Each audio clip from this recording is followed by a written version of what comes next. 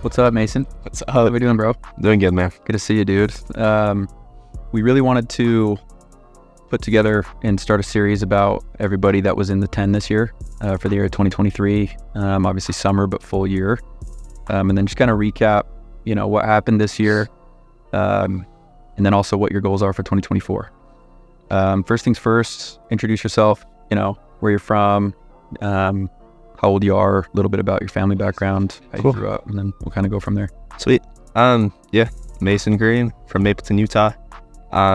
22 or 21 years old. Just turned 21.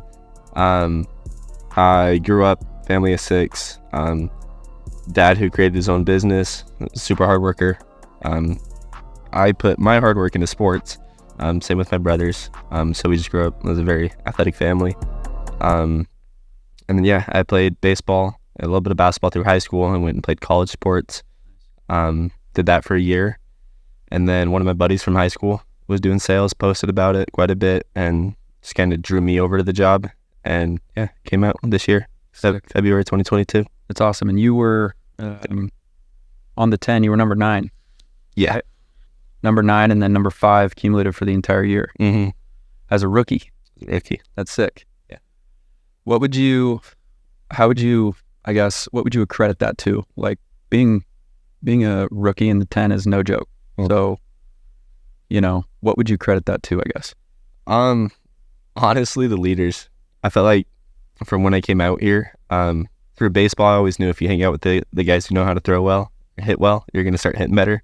So when I came out, I just bugged the crap out of managers. I mean, door to door, Golden Doors for Cash Bitton, and he was our manager, so I just bugged the crap out of him. And then Ty Stevens, who's been balling out in this job. So I just feel like I spent a lot of time with them, pick their brains. So I feel like that's what separated me. That's awesome. It was Tice the guy that got you out? Yeah. I bugged Tice. Yeah. That's awesome. That's awesome, man. What I guess was like, obviously going from sports, recap in the summer, we'll get there here in a sec, but what was your plan before coming out to sell for your life? Baseball. I was planning on playing baseball for a long time. That was my goal. I got injured my sophomore year at Slick. And then I figured I'd be back. Yeah. I knew I was going to miss that season. I figured I'd be back. So I didn't go into sales thinking I'd be there for a long time. I even told a couple of the reps, it doesn't matter how much money I make, I'll be back at baseball. Yeah. And it kind of switched. I didn't really get a whole lot healthier, but I also fell in love with the job. So it was super good. I loved it because it's so competitive, and I'm a competitive person. So it was pretty simple for me. I don't think anybody plans on being a door-to-door salesman per se. I know it, grew up dreaming about that, but that's awesome. What I guess was your perspective on sales and like the job? Obviously here in Utah, it's like such a stigma. Mm-hmm. So like, what was your outlook on the job pre and post summer?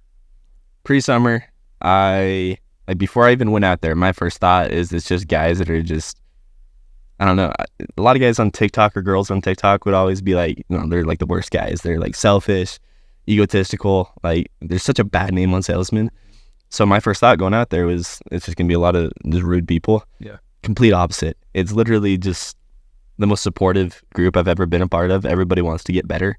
So I was able to figure that out pretty quick, that a lot of the guys just want to become better people. Yeah. So a lot of hard work too. Pre-summer, I had way different mindset on what the guys were like, what the culture was like. And then by the time summer hit, it just became my family. It's ridiculous. Awesome. And which office were you in? I was in the Pensacola office, Florida. Nice. Yeah. What, when you first show up, obviously it's like there's a lot of chaos going on. Were you like prepared before you showed up, or like what was your process like? Like walk me through that. I was not prepared. So my biggest focus when I got out there in Florida was I want to get healthy for baseball. So my whole focus was my back, and my back sucked. I heard walking was good for my back, so I was fine with knocking doors. But my focus wasn't really, I wanted to make a little bit of money. I didn't plan on trying to be a top 10 rep or anything like that. I was just there to go work hard for a couple weeks and come back. But it's like, I don't know. My focus wasn't to come make this a career at all. So it just kind of naturally happened. But how does that happen though? Like step by step type of thing? Yeah, I mean, like, you come out, no preparation, not really Mhm. planning on being around a long time. Like, I feel like that resonates with a bunch of people in the industry, Mm-hmm. but not everybody ends up being in your seat, you know, being a top 10 rep in any company. So kind of like, what did I do to get to the spot? Or like, what do you attribute that to? Like, was it environment? Was it like what do you? Environment for sure. I feel like from what I saw from me and a lot of the guys that I got 2 guys from when I first came out that are still in this office. Yeah. Everybody got fired or quit. Yeah. I feel like the only difference was because the leaders are super obsessed with the job, super competitive, and the guys who aren't basically willing to put in the sacrifices to become great in the job, they all fell out. And I felt like I was just somebody that wanted to come compete with everybody. So I put in the hours. I was role playing every day, writing out my pitch, knocking more doors.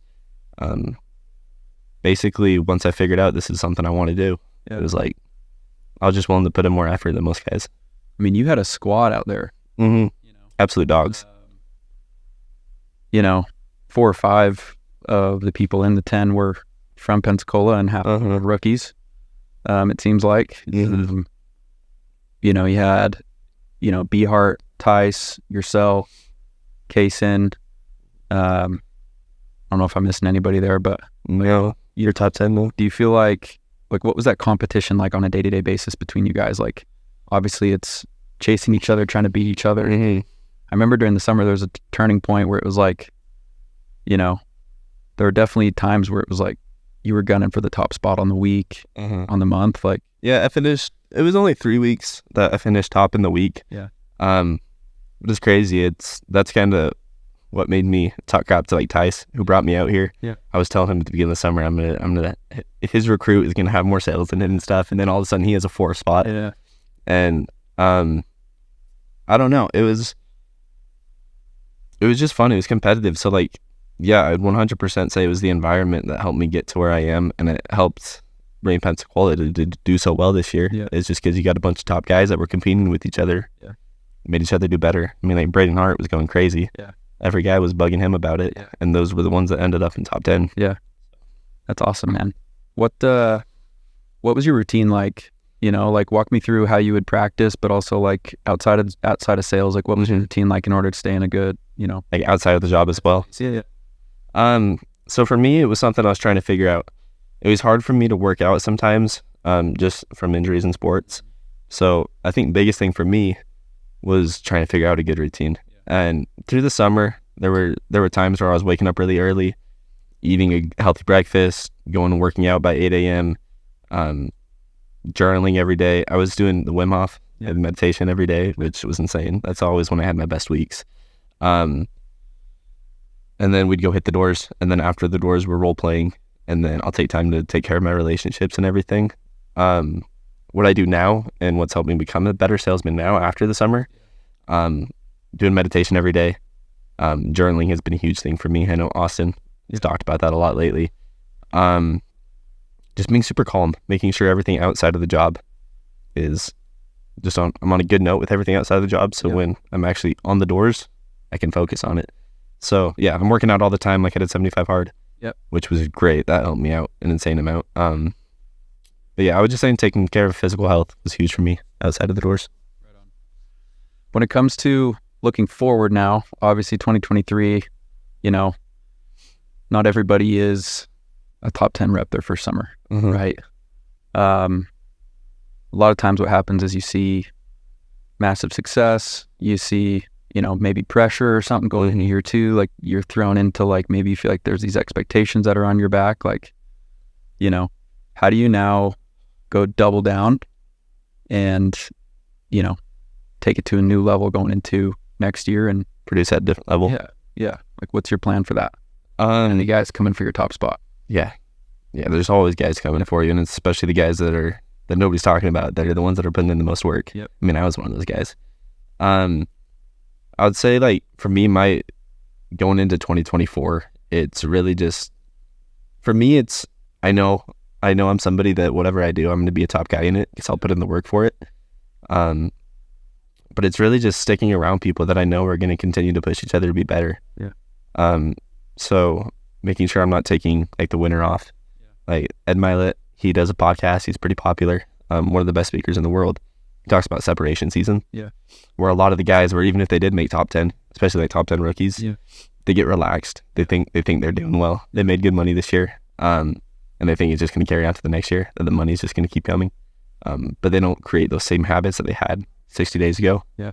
So it's like, for me, it's just making sure I'm still working out all the time, still working on my pitch all the time, still just being with guys who are working their butt off 24/7. Yeah. So then I know 2024, I've put in the work, I have the confidence on the doors. The conversation's going to be way better just because I'm confident in myself. Yeah. So it's like, at the end of the day, it's my habits right now I'm doing great right now. So I know 2 months from now, like, just those habits are going to take me to a different level. If that makes sense. Yeah, 100%. When it comes to like your habits you're talking about, how did that, before you started the job to now, where have you seen your biggest area of like personal growth? Like Reading. Yeah. I don't think I've read a book until I got out to this job. Like, I don't think I ever finished a book till I got out to this job. Yeah. It's just crazy to me. And it's just because I didn't find books that actually related. Yeah. Just that got my attention, that made me want to like become better.